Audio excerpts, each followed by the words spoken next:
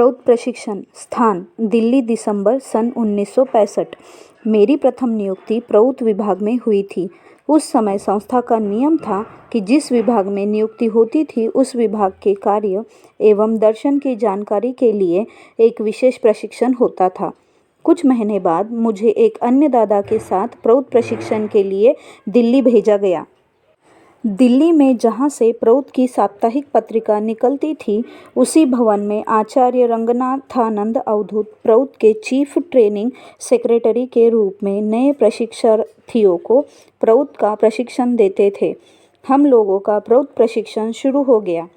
प्रशिक्षक महोदय प्रौद्ध के विषय में हम लोगों का नियमित क्लास लेते थे। प्रौद्ध दर्शन एवं कार्यों के विषय में विस्तृत जानकारी प्राप्त होने से प्रौद्ध प्रचार के लिए हमारे आत्मविश्वास में वृद्धि हुई। यह बहुत सुखद अनुभव था। वहीं पर प्रौद्ध अंग्रेजी पत्रिका के संपादक आचार्य धीरानंद अवधूत जी से मुलाकात हुई। वे शिष्ट एवं शांत स्वभाव के बहुत ही अच्छे कार्यकर्ता थे। कभी कभी वे भी प्रौद्ध दर्शन के विषय में हम लोगों का क्लास लेते थे। कुछ दिनों के प्रशिक्षण के बाद प्रशिक्षक महोदय ने मेरे साथ प्रशिक्षण ले रहे एक अन्य कार्यकर्ता को प्रौद्ध की फील्ड ट्रेनिंग हेतु पास के क्षेत्र में भेज दिया। हम दोनों ने सबसे पहले महारैली में प्रौद्ध विभाग के एक मार्गी के माध्यम से पास के गांव में प्रौद्ध का प्रचार किया। एक हाई स्कूल में जाकर प्रवचन दिया। वहीं से हम दोनों गुड़गांव जिला के सुदूर गांव में प्रचार के लिए चले गए। उस गांव में वहां के मुखिया से मिलकर मिडिल एवं हाई स्कूल में तथा गांव के लोगों के बीच बैठक करके प्रौद्ध एवं आनंद मार्ग दर्शन के बारे में हम लोग जानकारी दिए। गांव के लोग हमें ब्रह्मचारी समझकर बहुत आदर सत्कार करते। हर गांव में जहां हम जाते एक बड़ा गिलास दूध या मट्ठा पीने को देते। दोपहर एवं रात्रि में अच्छा भोजन कराते।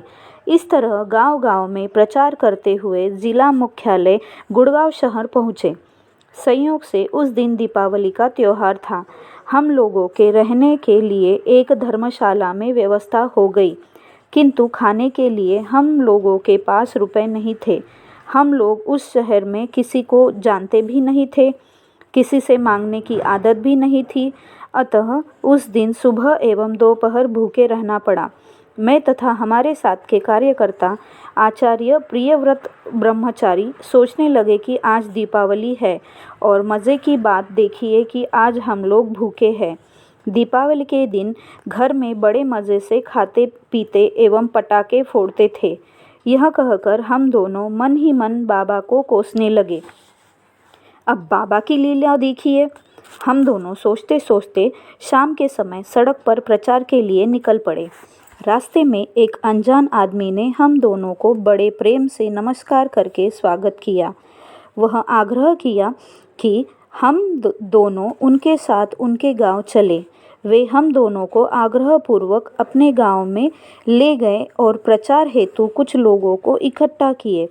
हम लोगों ने उन लोगों को प्रौद्ध एवं आनंद मार्ग के बारे में जानकारी दी। उसके बाद उनके परिवार वाले हम दोनों को घेर कर बैठ गए तथा उस व्यक्ति की मां ने हम दोनों को बड़े प्यार से विभिन्न प्रकार के पकवान एवं स्वादिष्ट भोजन व्यंजन खिलाया।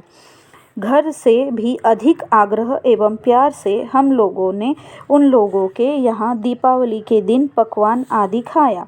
बाबा की कृपा से हम लोगों की दीपावली ठाठ से मनी।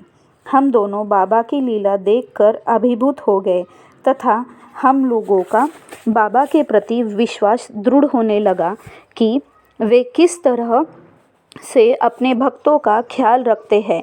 हाँ, वे निश्चय ही हमारे धैर्य एवं भक्ति की परीक्षा लेते हैं तथा समर्पण कर देने पर सफलता भी देते हैं। खाने के उपरांत उस सज्जन ने हम लोगों को आग्रहपूर्वक कुछ रुपए भी जबरन दे दिया, जो वहाँ 1-2 दिन प्रचार करने एवं वापस आने के लिए पर्याप्त थे। मैं प्रौद्ध प्रशिक्षण समाप्त करके पुनः पटना लौट आया।